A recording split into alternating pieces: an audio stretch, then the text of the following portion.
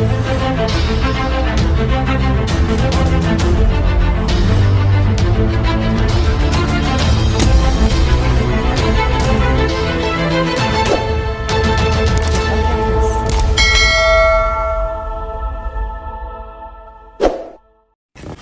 warahmatullahi wabarakatuh. Halo sahabat halal, gimana kabarnya?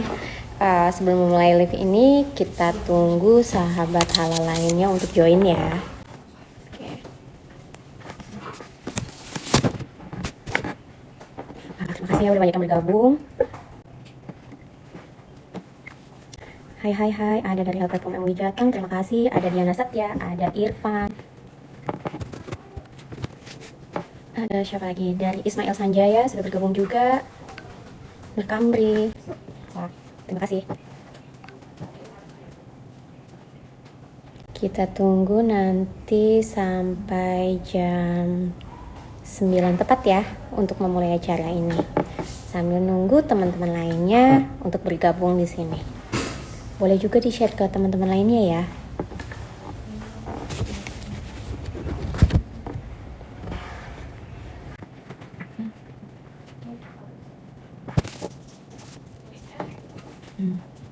Kita tunggu juga. Bapak masih bergabung dulu. Nah, masih bergabung. Kita boleh ya saat lainnya. Ada juga dari Uwin Araniri, selamat bergabung. Teman lain, dengan PH.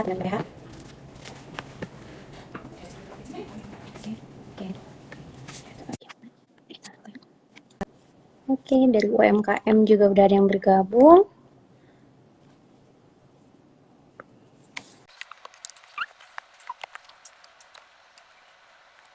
Kita mulai ya. Selamat datang di ngobrolin soal halal bersama saya Nurjina Arsyad yang akan menemani pagi ini bersama sahabat halal semua untuk ngobrol-ngobrol terkait penyelenggaraan jaminan produk halal. Harapannya nih dengan ngobrol ini melalui Instagram Live dari BPJPH menjadi kanal informasi bagi masyarakat untuk menginformasikan tentang penyelenggaraan jaminan produk halal dan salah satunya adalah tentang layanan sertifikasi halal. Sebelumnya saya ingin menceritakan tentang Badan Penyelenggara Jaminan Produk Halal atau BPJPH. BPJPH ini adalah badan yang dibentuk berdasarkan regulasi jaminan produk halal yang dibentuk oleh pemerintah untuk menyelenggarakan jaminan produk halal. BPJPH ini secara struktur berada di bawah Kementerian Agama Republik Indonesia dan dikepalai oleh Kepala Badan dan strukturnya itu terdiri dari satu sekretariat dan 3 pusat. Dan satu diantaranya adalah Pusat Registrasi dan Sertifikasi Halal yang bertugas untuk melakukan layanan sertifikasi halal. Nah, dalam ngobrol pagi ini kita akan bersama-sama dengan Bapak Dr. Haji Mastuki MAG. Beliau adalah Kepala Pusat Registrasi Sertifikasi Halal yang akan ngobrol-ngobrol bersama sahabat halal untuk mengupas tuntas terkait layanan sertifikasi halal di BPJPH. Seperti ini udah bergabung ya Bapak ya. Waalaikumsalam. Waalaikumsalam warahmatullahi wabarakatuh. Di kantor ya Bapak ya. Oke, Bapak terima kasih ya udah hadir ya. Mau yang ngobrol-ngobrol sama sahabat halal bahas tentang layanan sertifikasi halal. Oke, kita mulai sesi tanya jawab ini ya Pak ya.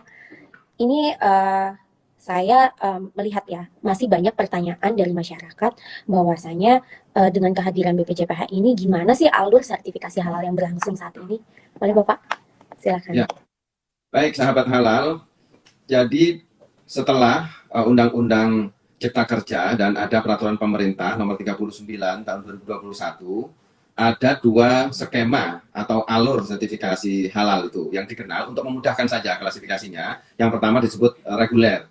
Yang reguler ini sudah berjalan puluhan tahun, sekitar 30-an tahun. Itu sekarang dilakukan oleh BPJPH yang pendaftarannya dari pelaku usaha langsung kepada BPJPH. Setelah dari BPJPH nanti diverifikasi kalau sudah memenuhi syarat ya dari pemeriksaan dokumennya itu langsung diarahkan ke LPH, Lembaga Pemeriksa Halal. Ini pihak kedua yang bekerja sama dengan BPJPH untuk bisa memilih LPH pelaku usaha di dalam sistem pengajuannya melalui ptsp.halal.go.id itu bisa memilih salah satu dari beberapa LPH yang ada. Kalau sudah fix, kemudian BPJPH menetapkan berlakulah proses audit namanya atau pemeriksaan produk.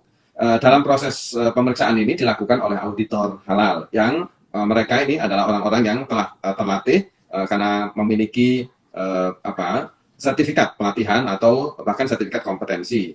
Nah, dari hasil audit yang dilakukan, kalaupun ada kebutuhan untuk diuji melalui laboratorium, juga dilakukan di LPH ini. Selesai semua, kemudian diajukan ke Majelis Ulama Indonesia untuk ditetapkan ketetapan halalnya.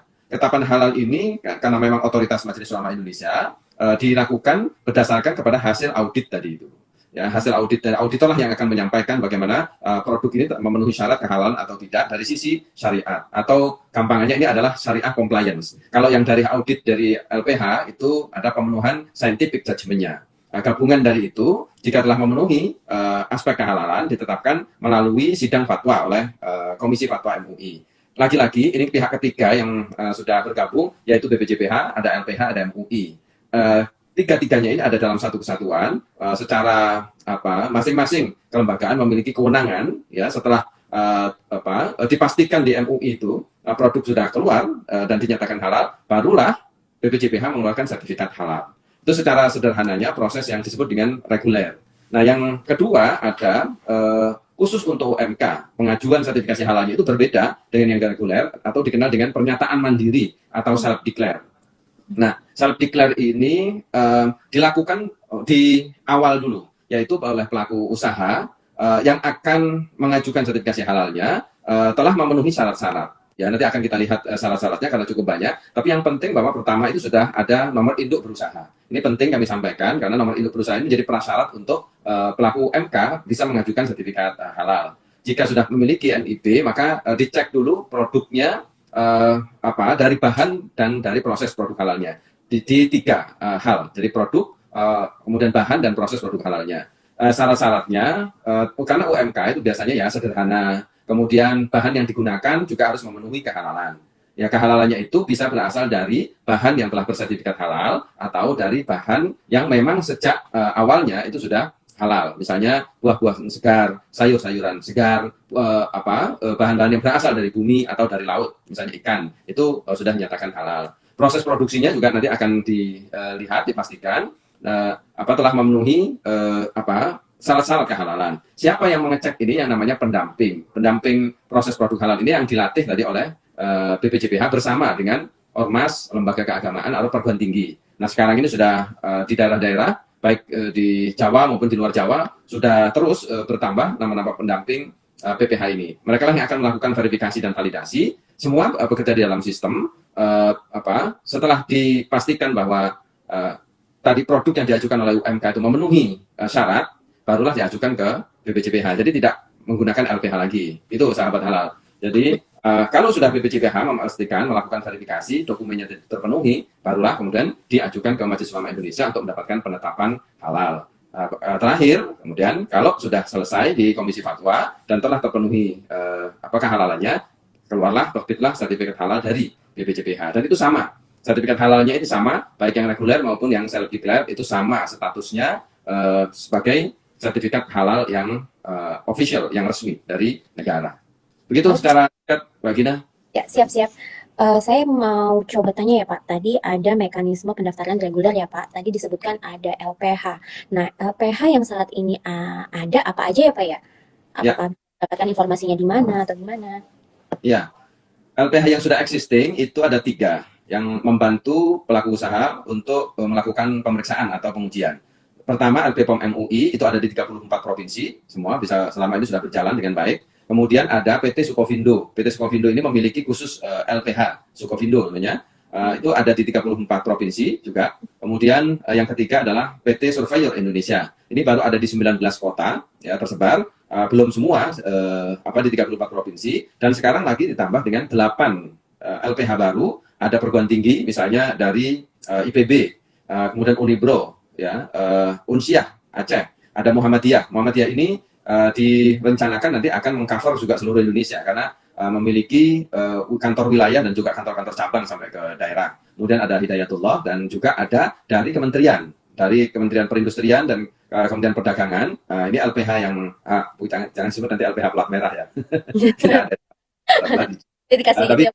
Tapi dari pemerintah itu boleh. Ya, boleh mendirikan seperti tadi ada BUMN, Sukovindo itu BUMN, dan itu terbuka untuk LPH. Begitu, Pak. Yap. Kemudian tadi ada terkait self declare, tadi Bapak sebutkan tentang produk-produknya ya. Ini Ya. apa ketentuannya ya Pak ya? Produk dari skala usaha UMK yang bisa mengikuti self declare. Hmm. Apa aja ya Pak, kalau boleh tahu? Iya, jadi karena self declare ini memang menjadi fokus perhatian dari pemerintah.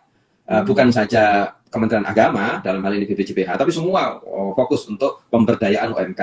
Nah, dari sisi sertifikasi halal UMK itu kami tahun ini, tahun 2022, sudah mencanangkan 10 juta produk bersertifikat halal melalui program Sehati. Sehati. Jadi kalau kita sehati itu sudah connect berarti. Ini kan halal hati, singkatannya itu sehati. Jadi biar mudah di pahami. Nah, untuk UMK produk-produknya ini hanya terbatas pada 3 kategori: makanan, minuman, dan obat. Obat pun ini hanya obat tradisional, ya seperti jamu, ya obat herbal dan terstandar. Kalau minuman apapun, minumannya boleh. Makanannya ini juga kita batasi agar tidak semua makanan bisa diajukan sertifikasi halalnya melalui self declare. Itu misalnya susu dan analognya, ada lemak, minyak, ada es, ada buah dan sayur dengan pengolahan, ada kembang gula atau permen coklat gitu ya, ada produk bakery, ada serealia, kemudian ada telur olahan dan produk-produk telur hasil olahan ya. Kemudian ada garam, rempah, sup, gula, pemanis, makanan ringan siap saji dan seterusnya. Itu beberapa. Yang penting nanti ini semua kita sudah ada publikasinya, jangan khawatir. Di media sosial BPJPH juga sudah bisa diakses. Kemudian ada tutorial melalui video yang kita juga publish di YouTube, bisa dilihat, bisa dipelajari lebih lanjut. Oke. Sekarang terkait produk lagi Pak. Tadi Ya. produk terkena ketentuan di self declare. Nah sekarang Hmm. kalau reguler ada ketentuan juga nggak sih Pak, produk-produknya apa aja yang bisa disertifikasi halal? Iya. Kalau yang reguler terbuka betul, banyak banget jadi. Jadi kalau self declare karena memang tadi mengutamakan yang sederhana, tidak menggunakan teknologi, ya banyak mungkin dikerjakan melalui manual ya, mesin-mesin manual gitu. Dan biasanya UMK itu tidak memiliki nama-nama produk yang banyak, ya mungkin 10, 5 gitu yang paling banyak gitu. Tapi kalau yang reguler itu terbuka untuk kecil, ya usaha kecil, menengah, besar dari luar negeri. Apa saja produknya? Ada makanan, minuman, obat, kosmetika, ada barang gunaan. Nah, barang gunaan ini diperkenalkan khusus memang melalui peraturan pemerintah yang baru nomor 39 tahun 2021, di mana barang gunaan itu banyak sekali. Ada alat-alat kesehatan yang biasa digunakan di kedokteran. Itu banyak memang berasal dari bahan-bahan yang dari hewani. Nah, yang berasal dari hewan inilah yang diatur untuk barang gunaan. Misalnya juga perabotan rumah tangga, peralatan rumah tangga, dan juga yang dipakai biasanya pakaian kita. Makanya fashion itu salah satunya adalah masuk dari barang gunaan. Biasanya kulit, ya, jaket kulit ya, yang berasal dari binatang, topi ya, biasanya tas dan seterusnya. Itu masuk kategori barang gunaan. Tapi juga ada lagi produk biologi, ya seperti vaksin itu produk biologis. Kemudian ada produk hasil rekayasa genetika, dan sekarang banyak sekali di hasil-hasil pertanian. Dan terakhir itu ada produk kimia. Ya. Ini semua ada di Keputusan Menteri Agama nomor 748. Bisa dipelajari juga karena sudah dipublish. Karena rinciannya banyak sekali, ratusan jenis produk yang ada di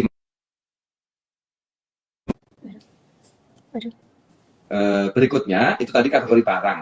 Yang sekarang adalah kategori jasa. Jadi ada barang, ada jasa. Nah, jasa ini ada jasa penyembelihan, jadi rumah potong hewan, kemudian tempat-tempat pemotongan unggas. Ini sekarang disasar sertifikasi halalnya, dan komitmen dari Pemda, Pemkot itu sangat kuat sekali untuk menjadikan rumah-rumah potong hewan ini bersertifikat halal. Dan sekarang sudah mulai banyak ya yang sudah bersertifikat halal. Kemudian ada pengolahan. Ya, kalau misalnya pengolahan itu dilakukan sendiri sebagai jasa untuk makanan ya, makanan, obat, kosmetika itu wajib bersertifikat halal. Tapi kalau pengolahan kayu misalnya enggak, jadi tidak masuk yang wajib bersertifikat halal. Kemudian ada pengemasan, packaging, yang itu juga kaitannya dengan makanan, minuman, obat, dan kosmetika. Ada distribusi, ya, ada warehouse, pergudangan, ya, ada logistik, itu juga sekarang wajib bersertifikat halal. Sampai pada penyajian, ya, penyajian itu misalnya restoran. Ya, penjualan e-commerce misalnya itu juga harus dedicated, harus concern dengan halal. Retail modern ya, atau yang di pasar-pasar tradisional itu kalau penjualan makanan, minuman, obat, kosmetika harus menjaga kehalalannya. Ini jasa semuanya. Jadi barang dan jasa. Ya, Gitu, oke. Mbak Gina. Berarti kalau untuk self declare hanya untuk kategori barang aja ya Pak ya, nggak ada jasa yang Ya, disertifikasi. Oke, betul. ini banyak banget nih pertanyaannya. Ini juga terkait, nah biaya Pak, biaya pengurusan Mhm, sertifikasi halal mungkin bisa dijelaskan Pak, berapa sih biayanya? mhm. Baik, Kalau mungkin untuk self dari Pak. declare, yang self Hmm, declare yang UMK tadi itu gratis, ya, tidak mm-mm, dikenai biaya. Tapi mm-mm. kalaupun apa akan membayar juga tidak apa-apa, karena murah sekali, cuma 300.000. Ya, 300 Oh, ribu. Prinsipnya untuk pelaku UMK itu digratiskan. Ya, hanya kami dari BPJPH bersama dengan pemerintah daerah, misalnya, kemudian pemerintah pusat, ada dari BUMN, BUMD, dan pihak-pihak yang lainnya akan mengcover biaya itu. Ya, ini sedang diupayakan. Dan program tadi yang 10 juta produk bersertifikat halal itu bagian juga dari upaya untuk mendongkrak jumlah pelaku-pelaku UMK ini bisa melakukan sertifikasi halal dengan cara self declare itu. Ya, kalau beda dengan yang reguler ya. Kalau yang reguler itu biayanya bertingkat-tingkat sesuai dengan kategorinya. Kalau untuk yang UMK non self declare itu biayanya 650.000 ditambah dengan akomodasi dan konsumsi yang dibutuhkan oleh auditor-auditor halal pada saat checking ke lokasi. Nah, untuk akomodasi dan konsumsi, akomodasi transportasi, ya, transportnya misalnya, ini diupayakan betul, makanya tadi LPH-nya itu ada di minimal provinsi. Nah, kita upayakan maksimal nanti itu akan ada di daerah-daerah kabupaten kota, agar nanti transportnya, biaya akomodasinya itu tidak perlu lagi dan bisa ditekan semurah-murahnya. Jadi yang penting sekarang 650.000 itu dulu.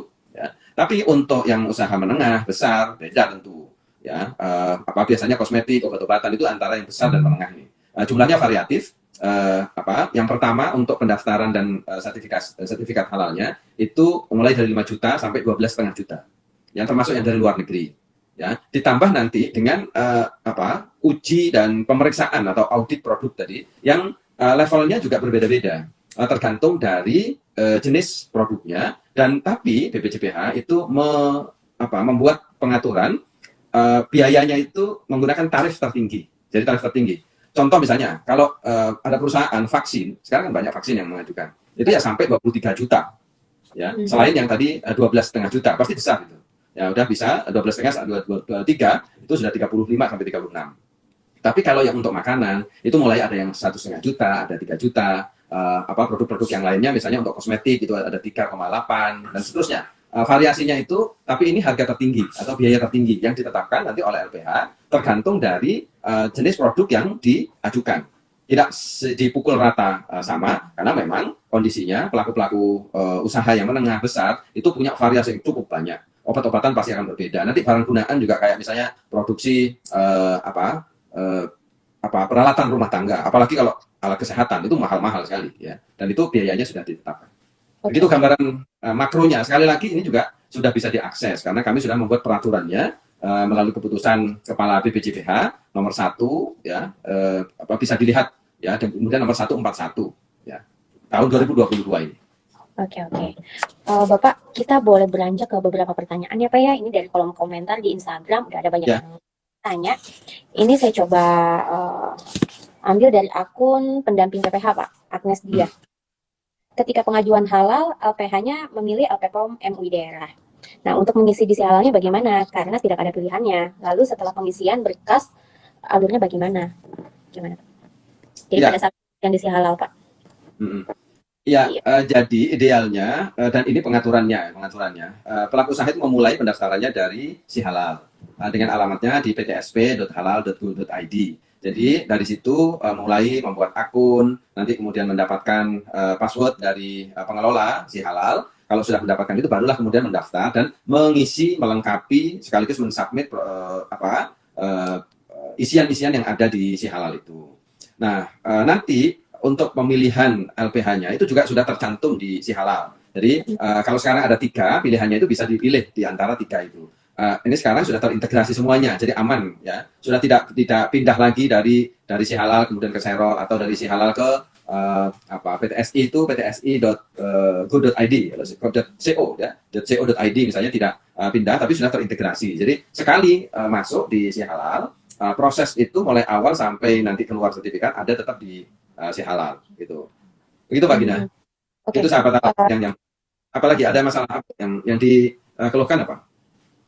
ini kan kalau di halal emang saat ini tiga. 3 LPH aja yang bisa dipilih. Nah, ketika dia itu mau diaudit LPPOM MUI daerah, jadi nggak masalah ya Pak ya, Ya. walaupun misalnya pada saat isi halal milih LPPOM MUI saja, dan pada implementasinya Karena diaudit LPPOM provinsi.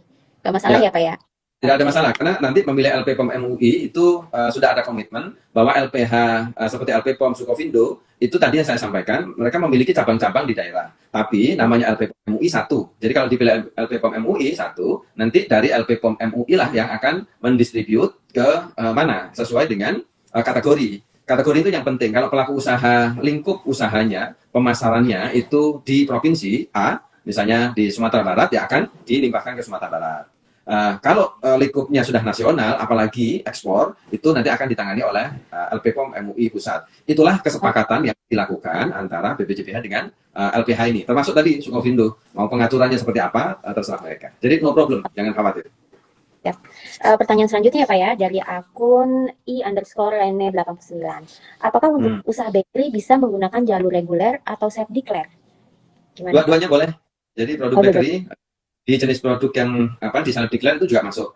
Tapi tadi tergantung. Artinya setelah dicek, diverifikasi dan validasi oleh pendamping itu memenuhi atau tidak self declare atau tidak. Karena produk bakery itu ada yang sederhana, tapi bisa jadi prosesnya sudah menggunakan misalnya teknologi yang tinggi, atau nanti bahan-bahannya belum teridentifikasi, misalnya halal. Itu. Jadi dengan kriteria itulah, kriteria-kriteria yang lainnya banyak juga. Misalnya ini kan produk tidak beresiko misalnya. Kemudian memiliki hasil penjualan tahunan. Jadi kalau self declare itu ada kriteria lainnya. Kalau di atas 500 juta omsetnya per tahun ya sudah masuk yang reguler. Jadi gitu. Sama-sama bakery tapi berbeda tindakan. Kemudian memiliki outlet misalnya. Ya ini karena paling banyak satu kalau outletnya. Kalau misalnya roti ini sudah punya outlet banyak, ya itu nanti masuk yang reguler. Kemudian produk yang dihasilkan ya itu berupa barang tadi. Jadi bukan restoran, jasa dan seterusnya. Ini syarat-syaratnya. Kemudian jenis produknya, kelompoknya yang disertifikasi halal ini tidak mengandung unsur hewan hasil sembelihan. Mungkin kan ada roti kan juga yang menggunakan daging kan, misalnya gitu ya. Kalau menggunakan daging, tapi bahan dagingnya tadi itu bisa ditelusur memiliki sertifikat halal dari rumah potong hewan, ya tidak apa-apa, masuk self declare. Nah, jadi ada syarat-syarat yang kumulatif, semua tadi yang saya sebutkan, NIP, punya penyelia, punya jenis produk yang tadi terbatas, kemudian omset, ya, kemudian apalagi proses produksinya tadi terpenuhi, macam-macam itu syarat akumulatif semua. Nanti kalau ada satu tidak memenuhi syarat, ini berarti masuk nanti reguler, tetap bisa mengajukan sertifikasi halal, tapi hanya jalurnya saja. Kalau yang jalur yang tadi, yang reguler, itu juga ada dari pemerintah daerah, dari dinas-dinas yang menyediakan fasilitasi pembiayaan. Jadi jangan khawatir. Self declare memang pemerintah akan menyiapkan khusus. Ya, tapi kalau yang reguler itu juga banyak yang diberikan fasilitasi oleh Pemda, oleh dinas-dinas, dan juga ada dari kementerian lembaga. Atau juga dari BUMN, BUMD. Gitu. Oke, menyambung pertanyaannya lagi ya Pak ya, terkait pendaftaran reguler maupun self declare, apakah pengurusannya itu bisa dilakukan secara offline di kabupaten kota atau hanya berlaku melalui online saja? Iya, jadi sahabat halal, kami dari BPJPH itu sudah komitmen lah untuk mempercepat pengajuan sertifikasi halal. Ini semua sudah basisnya online melalui psb.halal.go.id. Jadi kami tidak lagi menerima pengajuan manual. Nanti bisa dibantu kok dari UMK-UMK yang misalnya ya gaptek misalnya. Itu ada yang bisa bantu, bisa dari asosiasi. Nah dari pendamping-pendamping yang self declare ini juga siap membantu, memfasilitasi untuk misalnya mengajukan NIB, bagaimana prosesnya. Kalau tidak memiliki dokumen-dokumen yang siap upload atau yang masuk ke sistem nggak bisa, itu juga diajarin ya. Tapi ada juga yang bisa ngajarin anak sendiri misalnya. Kan biasanya kalau anak sekarang lebih jago, lebih mudah lah aksesnya, itu juga bisa. Banyak cara, tapi saya ingin wanti-wanti ya, atas nama BPJPH untuk tidak menggunakan orang lain, jasa orang lain. Karena jasa orang lain bisa jadi Anda nanti dikenai biaya macam-macam. Padahal sudah gratis, hanya untuk membantu mengisi, mengupload macam-macam, kemudian ada orang yang mengaku-ngaku misalnya bantu ini, tapi minta duit ujung-ujungnya. UUD, ujung-ujungnya duit. Itu hindari. ya lebih baik Anda datang ke misalnya ya di desa-desa itu kan ada untuk PTSP, layanan terpadu itu apa namanya di desa. Ya, di kantor desa itu ada untuk bisa membantu misalnya pengajuan ke NIB. Itu lebih bagus karena di situ resmi memang ditugaskan ya. Dan kalau nanti untuk ke pengajuan sertifikasi halal, mending sahabat halal atau siapapun nanti yang pelaku usaha itu ketemu dengan pendamping langsung. Agar nanti pendamping-pendamping ini yang mengarahkan. Satgas-satgas halal kami di kabupaten kota boleh boleh didatangi. Jadi ke Kementerian Agama di kabupaten kota nanti mereka ada tempat untuk konsultasi di PTSP juga ya. Lebih bagus begitu agar tidak salah. Jadi hindari hal-hal yang mencurigakan dari siapapun, dari pihak manapun kalau tidak bertanggung jawab, kecuali pendamping yang memang resmi atau satgas atau bagian dari kerjasama kita, yaitu dinas-dinas di wilayah atau kabupaten kota, dinas penanaman modal, DPM PTSP namanya ya, DPM PTSP ya, atau nanti ada pendamping-pendamping yang berasal dari PLUT, pelayanan terpadu untuk UMK yang di bawah Kemenkop UKM. Itu insya Allah kalau di bawah pemerintahan lebih baik Anda datang konsultasi, itu jauh lebih aman daripada belum aku nggak bisa kemudian minta jasa. Nah, jasanya luar lebih besar dari yang jasanya ketimbang sertifikasi halal. Anda minta sertifikasi halal sudah diberikan gratis, tapi harus membayar. Mendingan diberikan untuk bahan. Itu saya harus sampaikan secara terbuka biar para pelaku usaha, sahabat halal juga ngeh soal begini nih. Ya. Begitu, Mbak Gina. Saya ambil satu pertanyaan nih Pak dari kolom komentar di sini. Biaya 650.000 itu per produk atau sudah keseluruhan produk yang kami produksi ya Pak? Tentang biaya Pak. Ya, kalau untuk standar biayanya ya. Standar biaya itu yang diajukan. Jadi produk yang diajukan. Basisnya produk yang diajukan. Misalnya begini, kalau UMK itu memiliki satu produk ya, keripik rasa stroberi. Emang ada keripik rasa stroberi ya? Itu mungkin itu ya, keripik pisang. Ya, kalau cuma satu rasa original misalnya gitu, ya udah itu yang diajukan satu. Tapi kalau misalnya sama-sama keripik diproduksi, tapi ada yang rasa misalnya asin manis, misalnya tambah gitu, atau ditambah rasa yang lainnya, masih dalam satu jenis produk, itu masih dianggap satu pengajuan. Keluarnya nanti akan satu sertifikat, ya, karena masuk kategori jenis. Tapi kalau misalnya UMK punya produk yang satu makanan, ya, makanan, misalnya lemper, ya, satunya lagi membuat minuman, ya, dari sirsak misalnya. Ya, ini diajukan, maka nanti akan berbeda antara makanan dan minuman. Di dalam kategori makanan saja pun itu juga berbeda. Misalnya keju misalnya ya, karena itu susu dan analognya. Nanti tapi membuat misalnya coklat. Nah, coklat dan susu itu beda jenis produk, maka nanti akan keluar dua sertifikat halal berbeda dan itu dua pengajuan. Ya, gampangnya begitu aja. Ya, maka nanti pelajari saja jenis produknya, mana kategorinya. Ada bisa yang sampai 10 ragam varian produknya, tapi tetap satu pengajuan dan satu sertifikat halal. Itu yang dimaksud? Iya, betul. Jadi itu menyangkut pendaftaran juga berarti ya Pak ya? Pendaftaran terkait tadi jenis produk. Ya kan ya Pak ya? Oke. Ini sebetulnya banyak banget pertanyaan Pak, entah di kolom komentar di sini maupun kolom komentar di Instagram. Tapi ini kita nggak terasa Pak, udah 30 menit lebih kita ngobrol-ngobrol. Oke. Mungkin bisa satu pertanyaan lagi boleh nggak Pak dari live comment di sini? Oke. Ini, oh ya Pak, ada yang bertanya, ini masih ada nggak Pak sertifikat halal gratis dari BPJPH? Sekarang ya. Sekarang terbuka untuk 25.000. Ayo cepetan. Kalau dari UMK yang akan mengajukan sertifikasi halal, cepetan masuk mendaftar dulu ke ptsp.halal.go.id. Kemudian silakan nanti masukkan data-data Anda. Ya, kalau sudah nanti akan dilakukan verifikasi oleh pendamping. Dan sekarang masih kuotanya masih terbuka sampai bulan Juni, 30 Juni ya. 30 Juni. Itu jadi manfaatkan 2 bulan ini rebutan. Ya, karena ini kuota tertentu, tapi ini terbuka untuk siapa. Nah, kalau yang belum tahu apa itu sertifikasi halal gratis atau program sehati, nah kunjungi saja di website website BPJPH ya, halal.go.id.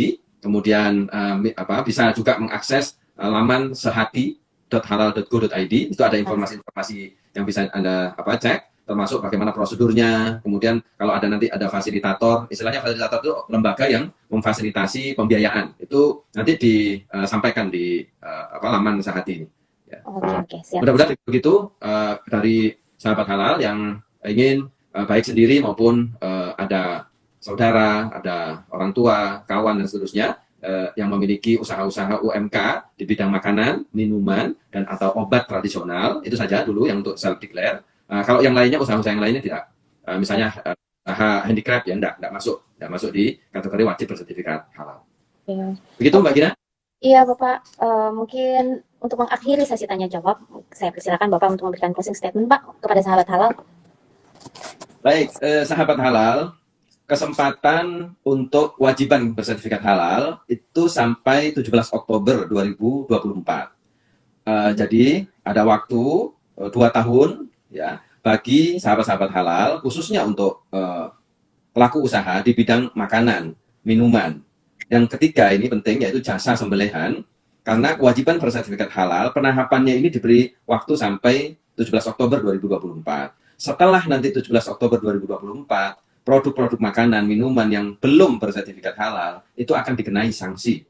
Ya, akan dikenai sanksi. Jadi kesempatan sekarang manfaatkan, cari informasi sebanyak-banyaknya, cari lembaga-lembaga yang memang sudah bekerja sama dengan BPJPH, ditunjuk oleh BPJPH, misalnya perguruan tinggi ini banyak, dari Ormas Keagamaan, Nahdlatul Ulama, Muhammadiyah, itu sudah ada kerjasama untuk pendampingan tadi, itu bisa diakses. Ya, jangan salah tanya, jangan salah cari informasi, cari langsung di informasi-informasi yang resmi ya dari Kementerian Agama, khususnya di BPJPH. Kunjungi saja, kemudian nanti jika ada hal yang lainnya bisa konsultasi ya, bisa konsultasi secara resmi. Begitu. Gina, dan bermanfaat. Assalamualaikum warahmatullahi wabarakatuh. Salam sahabat halal semuanya. Semoga hari ini lebih baik dari hari kemarin dan insya Allah hari esok lebih baik daripada hari ini. Amin. Terima kasih Bapak udah bersedia untuk ngobrol-ngobrol bersama sahabat halal pagi ini. Dan mohon maaf kepada sahabat halal yang belum terjawab semua pertanyaannya. Insya Allah akan kami lanjutkan melalui DM, melalui Instagram Halal Indonesia. Dan kami izin mengakhiri sesi ngobrol hari ini. Dan insya Allah kami lanjutkan pada kesempatan yang akan datang. Seperti halnya tadi sudah disampaikan oleh Bapak, semoga semuanya kita selalu sehat selalu dan selamat menunaikan ibadah saum bagi yang melaksanakan. Assalamualaikum warahmatullahi wabarakatuh. Sampai jumpa ya, sahabat halal.